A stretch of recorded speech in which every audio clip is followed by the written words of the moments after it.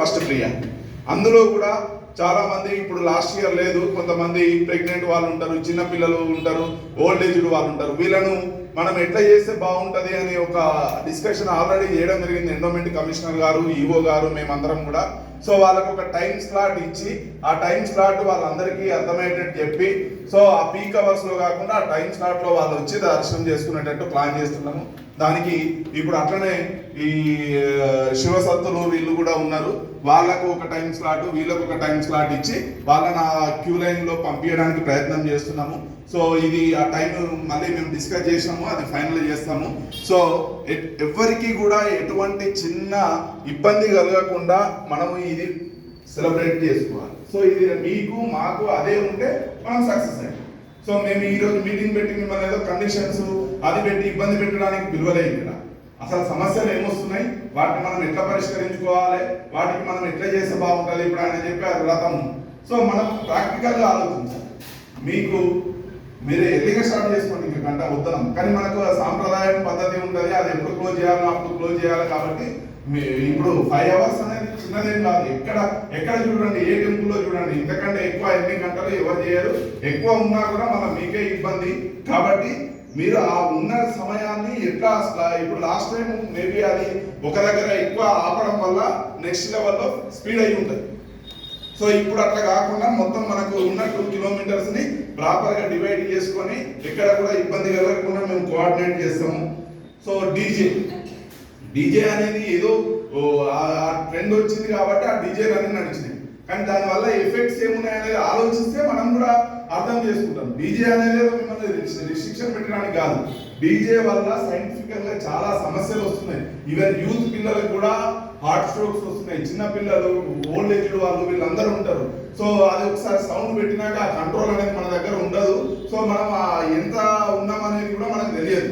దాని ఎఫెక్ట్ మన బాడీ మీద ఉంటుంది. కాబట్టి డీజేలు కాకుండా మనము ఆల్టర్నేటివ్ అరేంజ్ చేసుకోమని చెప్పినాము. లాస్ట్ టైము మనం ఈ పీస్ కమిటీ వీళ్ళందరూ, ఉత్సవ కమిటీ వీళ్ళందరూ డిసిషన్ తీసుకుని మనం డీజేలు పెట్టుకోకుండా వేరే రకంగా సెలబ్రేట్ చేసుకున్నాం. మనం డిసిషన్ తీసుకొని దాన్ని లాస్ట్ ఇయర్ అందరూ కూడా సక్సెస్ఫుల్ గా పాటించి సక్సెస్ చేసినాం. ఇక్కడే కాదు, టోటల్ హైదరాబాద్ మొత్తం సక్సెస్ చేశాం. ఎందుకు? దాని వల్ల ఏం ఇష్యూస్ వస్తున్నాయని అర్థం చేసుకుని మేము వచ్చారు కాబట్టి మీకు మీరే అది ముందుకు వచ్చాం. సో అది మీరు అర్థం చేసుకోండి. మిమ్మల్ని రిస్ట్రిక్షన్ చేయడానికి డీజేలు కాదు, దానివల్ల సమస్యలు వస్తున్నాయి కాబట్టి మనం డీజే పోతాం.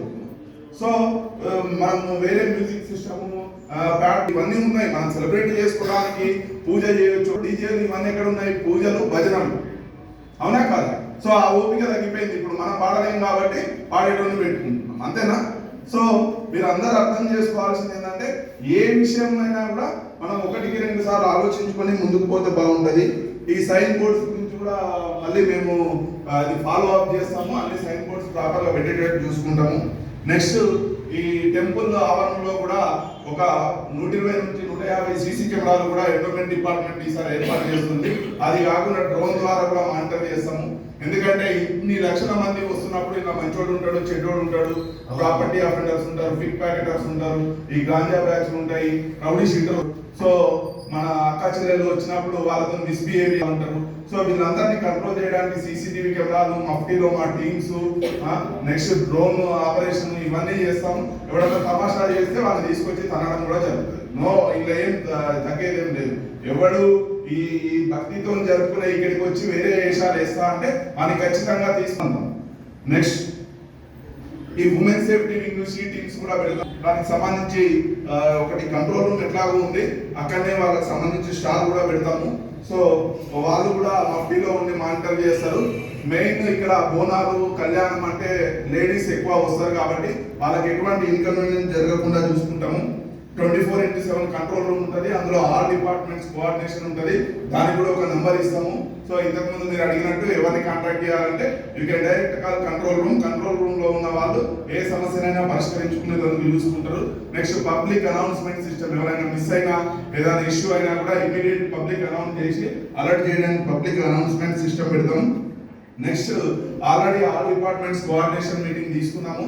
అందులో మెయిన్ ఇది వర్షాకాలం కాబట్టి ఈ ఎలక్ట్రిసిటీ డిపార్ట్మెంట్ వాళ్ళని, ఈ డెకరేషన్ వాళ్ళని కూడా రిక్వెస్ట్ చేయడం జరిగింది.